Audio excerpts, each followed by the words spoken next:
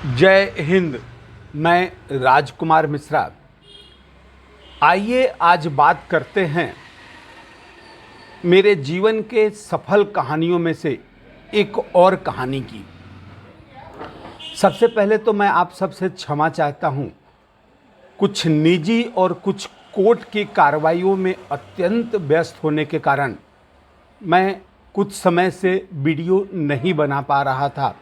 आज समय मिला तो आज फिर एक सफल कहानियों के संबंध में आज आपसे बात करना चाहता हूं।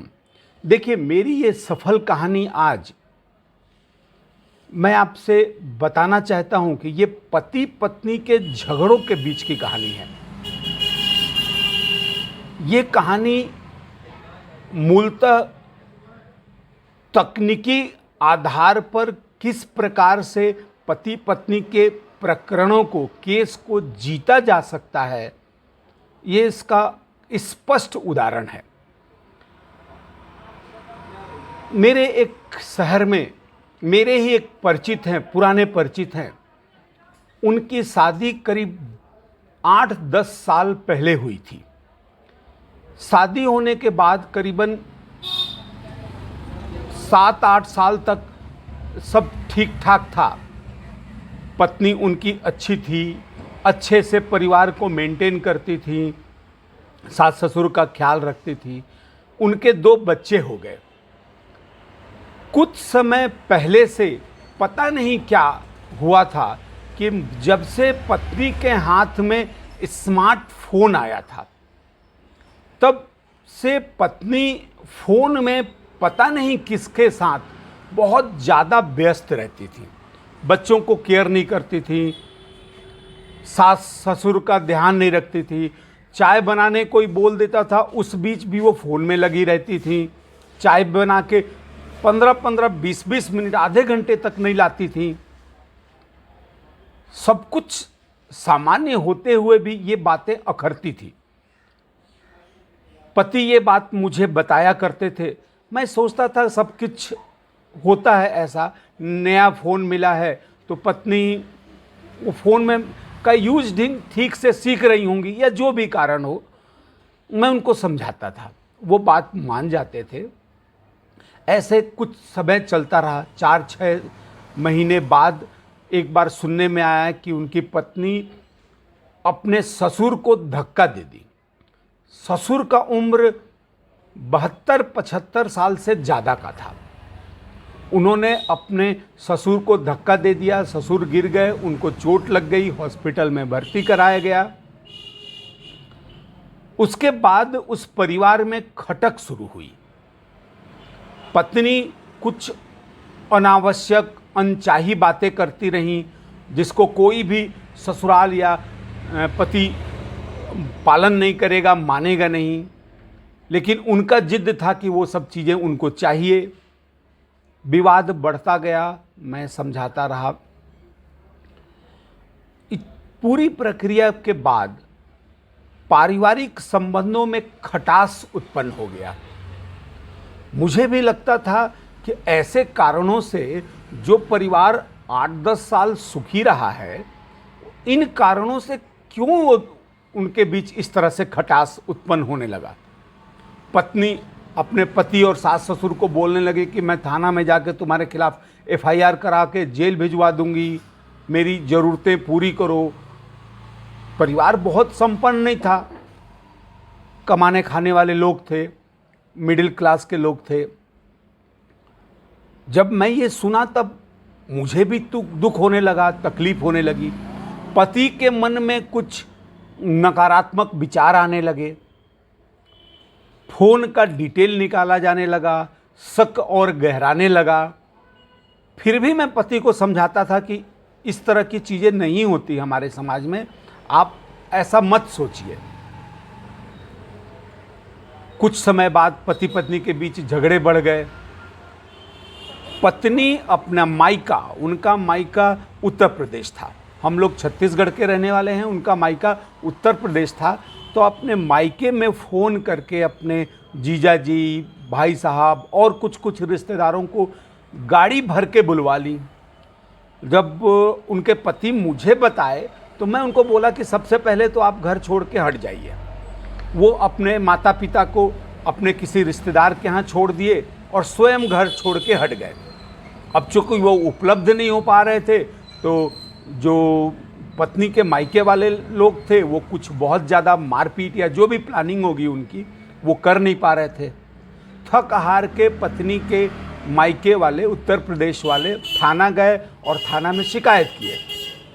तो थाना में शिकायत हुआ तो एक साथ थाना एफआईआर कैसे कर देगा? भले वो आरोप दहेज प्रताड़ना का हो, मारपीट का हो या डोमेस्टिक वायलेंस का हो, कैसे एफआईआर हो जाएगा? इसमें थाना में मैं भी यथा स्थिति थानेदार को बताया था, थाना एफआईआर नहीं की। थाना इनको परिवार परामर्श केंद्र जाने की सलाह दे दी। अब ये परिवार परामर्श केंद्र गए, वहाँ पर नोटिस जारी हुआ, पति को मिला नोटिस। तो पति को जब नोटिस मिला तो पति को उपस्थित होना था, पति उपस्थित हुए। इस प्रक्रिया में परिवार परामर्श केंद्र में भी मैं हस्तक्षेप कर रहा था कि कम से कम न्याय हो। महिला है, महिला होने के नाते सहानुभूतिपूर्वक कोई काम ना हो। जो न्याय हो सकता है, जो घटना असल में है, उस घटना के अनुरूप कार्रवाई हो। बस मैं इतना ही चाहता था। और उसके बाद लड़की जो थी, मेरे परिचित की पत्नी, वो अपने मायके वालों के साथ में उत्तर प्रदेश चली गई। जब छत्तीसगढ़ में परिवार परामर्श केंद्र में दोनों का मीटिंग हुआ तो मीटिंग में एकदम स्पष्ट हो गया कि लड़की का ही दोष है, पति का यहाँ से कहीं भी दोष नहीं था। लड़की का दोष था, लड़की विचित्र हरकतें करती थी। वो पूरा परिवार परामर्श केंद्र में जो मीडिएशन हुआ उसके बाद ये पूरा रिपोर्ट बना। उस प्रतिवेदन को मैं मंगवा लिया। लड़की के मायके वाले जब निकलने लगे छत्तीसगढ़ से तो उन्होंने कहा था कि हम उत्तर प्रदेश से पुलिस से इनको उठवा के बुलवा लेंगे। जो पति थे वो बहुत दुखी हो गए, परेशान हो गए। मुझे बताया उनको, मैं उनको सांत्वना दिया कि ऐसा कहीं कुछ नहीं होता है, कानून कानून होता है। जब ये छत्तीसगढ़ से उत्तर प्रदेश के लिए निकले लोग, उत्तर प्रदेश पहुंचने के पहले मैं पता लगाया था कि किस थाना क्षेत्र में ये लोग रहते हैं। तो उस थाना क्षेत्र में मैं ड्राफ्टिंग करके बेहतरीन एक एप्लीकेशन थाना प्रभारी और एसपी को ईमेल और व्हाट्सएप कर दिया। और परिवार परामर्श केंद्र का जो प्रतिवेदन था वो प्रतिवेदन को भी लगा दिया। उन्होंने, लड़की वालों ने किस प्रकार से धमकी दिया था ये भी पूरा डिटेल विस्तार से उसमें लिखा था। आप जानेंगे तो आपको सुखद आश्चर्य होगा कि जब ये लोग छत्तीसगढ़ से उत्तर प्रदेश जाने के बाद अपने थाना क्षेत्र में गए तो वो थानेदार, हमारे तरफ से जो शिकायत भेजा गया था उस थाना में एसपी को, वो थानेदार वो पूरी बात इनको पढ़ा दिया, दिखा दिया। ये लोग गए थे कि दहेज प्रताड़ना का केस करेंगे उत्तर प्रदेश में और एफआईआर करने के बाद पति को छत्तीसगढ़ से उठवा लेंगे। जब थानेदार इनकी बात सुना तो इनको डांट फटकार के बेइज्जत करके थाने से भगा दिया। एसपी के पास गए, एसपी के पास भी सबूत पहले से उपलब्ध था, वहां भी एफआईआर नहीं हुआ है। अब थक हार कर परिस्थिति क्या थी उनके पास कि वो कोर्ट जाते हैं। कोर्ट गए और 498A का परिवाद दायर किए। परिवाद में क्या होता है कि पहले एक ही बार में कोई शिकायत पर कभी भी परिवाद दर्ज नहीं होता। वो बातें होती हैं मजिस्ट्रेट के आदेश के बाद जब थाना में एफआईआर होता है। परिवाद जब ये लोग दायर किए तो इन्होंने उल्लेख किया, और सही बात भी थी, कि वो दोनों बच्चों को महिला अपने साथ अपने मायके लेती गई थी। फिर जब परिवाद दायर हुआ तो 1 तारीख को तो परिवाद फाइल हुआ, दूसरे तारीख को कोर्ट की प्रक्रिया है, जज साहब छुट्टी में हो या कंडोनेशन हो गया हो या किसी प्रकार का अवकाश हो गया हो या वकील साहब नहीं जा पाए, पक्षकार नहीं जा पाया, बहुत सारे कारणों से टलता रहता है। 3-4 महीना ये प्रकरण इसी प्रकार से चला और उत्तर प्रदेश में परिवाद में भी एफआईआर नहीं हो पाया, परिवाद रजिस्टर्ड नहीं हो पाया, ना ही कोर्ट से थाना को डायरेक्शन दिया गया था एफआईआर दर्ज करने का। ऐसी परिस्थिति में अब तो कोई विकल्प ही नहीं बचता था उनके पास। 1 साल 1.5 साल वो पूरी ताकत लगा देखे बाइके से पति का कहीं कोई नुकसान नहीं होने दिया। मैं जब भी वहां से कोई खबर आती थी या कोई नोटिस आता था या उन लोगों के तरफ से कोई निजी नोटिस आता था, उसका जवाब मैं बनाता था। पति का जब कुछ भी नहीं हो पाया, वो लोग थक हार गए, तो उनकी पत्नी अपने दोनों बच्चों को लेकर वापस छत्तीसगढ़ आ गई और पति के घर में घुस के रहने लगी। ऐसी स्थिति में क्या बचता था? लेकिन पति अपने पत्नी के हरकतों के कारण से इतने पीड़ित हो गए, इतने दुखी हो गए कि वो पत्नी को अपने साथ पत्नी की तरह रखना ही नहीं चाहते थे। जब पत्नी आ गई घर में तो ये घर छोड़ के दूसरे जगह किराया में लेकर किराए से रहने लगे, लेकिन वो पत्नी के साथ नहीं रहे। वो कहते हैं कि मैं ऐसी पत्नी को नहीं रखूँगा, कभी भी ये मेरा जान मार सकती है, परिवार को तहस नहस कर सकती है, कुछ भी कर सकती है। मैं आपको बताना ये चाहता हूँ कि देखिए, समाज में इस तरह की अभी जिस तरह की घटनाएं हो रही हैं, ये सचमुच बेहद दर्दनाक है। कई घटनाओं में पत्नी पिस रही है ससुराल की ओर से, कई घटना में ससुराल के लोग पिस रहे हैं पत्नी की ओर से। अभी हाल के कुछ महीनों में, कुछ वर्षों में मैं ये पति पत्नी वाले प्रकरणों में अदालतों में उपस्थित हो रहा हूं। आपको मैं बताऊं कि इतने सरल और सीधे लोग हैं, ना किसी को कानून की समझ है, ना पति को क्या करना चाहिए वो समझ आ रहा है। और ऐसा नहीं है कि कोई आम आदमी की बात कर रहा हूं।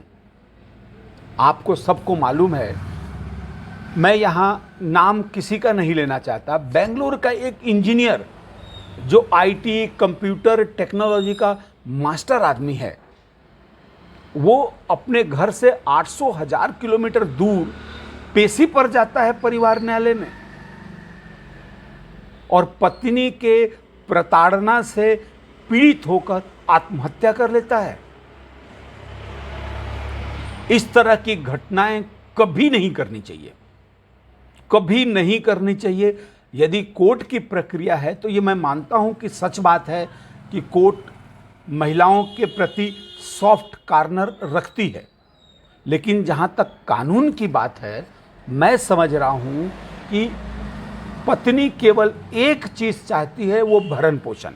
अदालतों में पत्नी को भरण पोषण मिल जाए, सिर्फ इतना ही उसको आशा होता है, उसको पैसा हर महीना मिलते रहे, रिश्ता रहे, बचे, बच्चों का भविष्य खराब हो। अरे हम सब जानते हैं कि गार्जियन एंड वार्ड एक्ट में स्पष्ट प्रावधान है कि किसी भी बच्चे का परवरिश केवल माँ नहीं कर सकती, केवल पिता नहीं कर सकता, माता पिता दोनों मिलके करते हैं।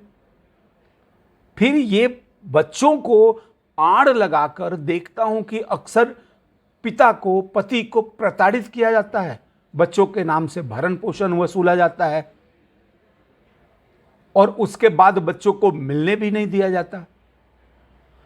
मैं आप सबसे एक विनती करूंगा, इस तरह की परिस्थिति यदि आती है तो घबराइए बिल्कुल नहीं। मैं नीचे डिस्क्रिप्शन में अपना मोबाइल नंबर दे रहा हूं। इस तरह के पति पत्नी को के झगड़ों में यदि आपको मेरे सहायता की ज़रूरत पड़े तो आप मुझे ज़रूर याद कीजिए। बहुत सारे ऐसे मामले हैं जिनको मैं उचित तरीके से निराकृत किया हूँ। कुछ मामले फंसे हुए हैं, वो होंगे। ऐसा नहीं है कि पत्नी स्त्री है तो पत्नी के प्रति पूरी सहानुभूति अदालतों की है। कानून फर्स्ट है, उसके बाद सहानुभूति है। यदि आपको ये सही लगता है तो ये वीडियो और लोगों को शेयर कर दें, लाइक कमेंट करें। कोई प्रश्न हो तो पूछिए, मुझे खुशी होगी बताने में। अगर आप इसको शेयर करते हैं तो हो सकता है किसी को इस वीडियो से कोई लाभ हो। आपने ये लंबा वीडियो देखा, इसके लिए मैं आपका आभारी हूँ। नमस्कार, धन्यवाद।